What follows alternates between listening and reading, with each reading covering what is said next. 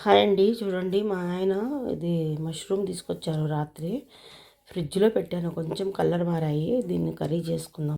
చూడండి, మష్రూము కడిగి బాగా వాష్ చేసి పెట్టుకున్నాను. వేడి నీళ్ళలో వాష్ చేసి తర్వాత కొంచెం నూనె వేసి దీన్ని బాగా మనము ఫ్రై చేసి పెట్టుకుందామండి. కొంచెం నూనె వేసి ఇలా కోసి ఫ్రై చేసి పెట్టుకుందాము.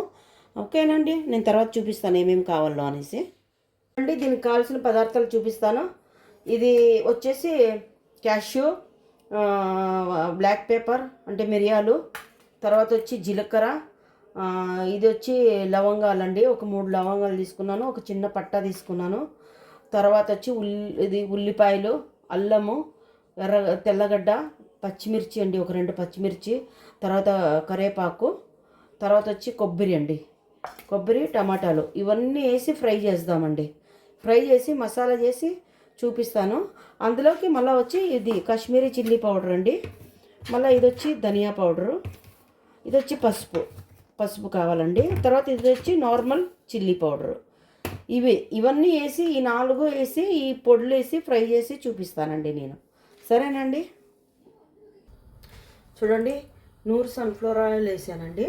ఇవన్నీ వేసుకున్నామండి. ఇవన్నీ వేసుకొని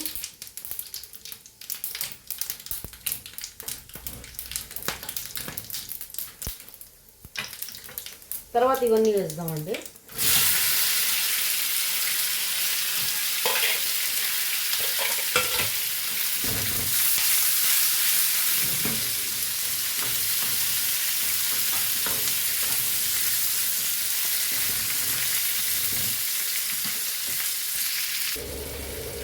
చూడండి, బాగా వేగాయి ఉల్లిపాయలు.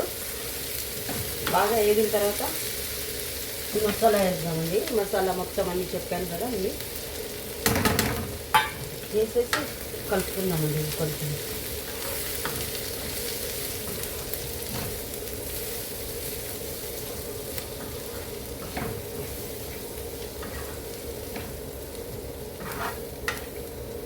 కొంచెం కలిపిన తర్వాత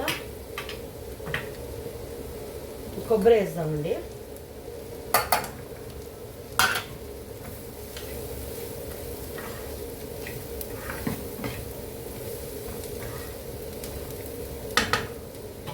ఇది వేసేసి టమాటాలు వేస్తామండి.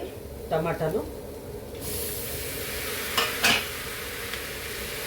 వేసి కలిపేసి పెడదామండి, మూత పెడదాము.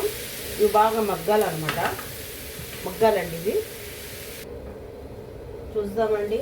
అది మెత్తగా ఉడికిపోయాయి చూడండి, బాగా మొత్తం పేస్ట్ అయిపోయినాయి అన్నమాట. ఉడికేసి మొత్తం దీనికి మనము మిక్సీలో పేస్ట్ చేసి చూపిస్తానండి. నేను చూపించి తర్వాత చెప్తాను మీకు. ఇదండి ఏబీసీ జ్యూస్ అండి. ఇది దీని లింక్ నేను దీంట్లో పెట్టానండి.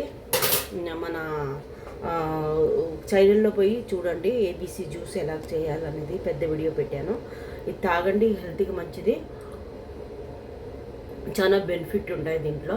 పెద్ద వీడియో ఉందండి, లింక్లో పోయి చూడండి. ఓకేనా అండి.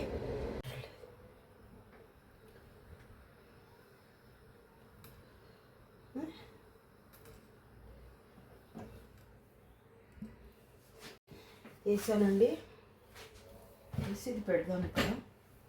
తర్వాత ఉల్లిపాయలు వేద్దామండి. ఒక్క ఉల్లిపాయ,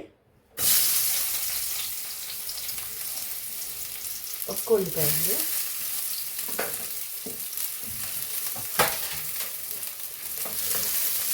ఇది కొంచెం ఫ్రై అయిన తర్వాత ఈ మసాలా ఇందులో వేసి చూపిస్తానండి నేను. ఉల్లిపాయలు ఫ్రై అయ్యాయండి, ఇప్పుడు మసాలా వేసుకున్నాము. వేసుకొని చూపిస్తానండి బాగా కలిపి. చూడండి, బాగా ఉడుకుతుంది. ఇందులోకి మష్రూమ్ ఫ్రై చేసి పెట్టుకున్నాం కదా, అవి వేద్దామండి. అవి వేసి బాగా కలపాలండి. మష్రూము బాగా కలిపిన తర్వాత ఇది థిక్ గ్రేవీ అవుతుంది అన్నమాట అండి. చూడండి, చాలా థిక్ గ్రేవీ అయింది. అలాగే దీంట్లో కొంచెం కస్తూరి మెతి వేద్దామండి. నేను చూపించలేదు కస్తూరి మెతి, మర్చిపోయాను. కొంచెం వేద్దామండి కస్తూరి మెతి. సరేనండి.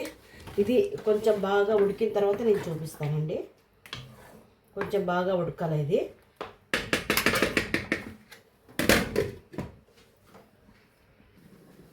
చూద్దామండి. బాగా ఉడుకుతుందండి. చూడండి, దగ్గరికి వచ్చింది గ్రేవీ కూడా బాగా ఉడుకుతుందనమాట. ఇది కొత్తిమీర వేద్దామండి ఇందులోకి. కొత్తిమీర వేసి ఒకసారి కలుపుకొని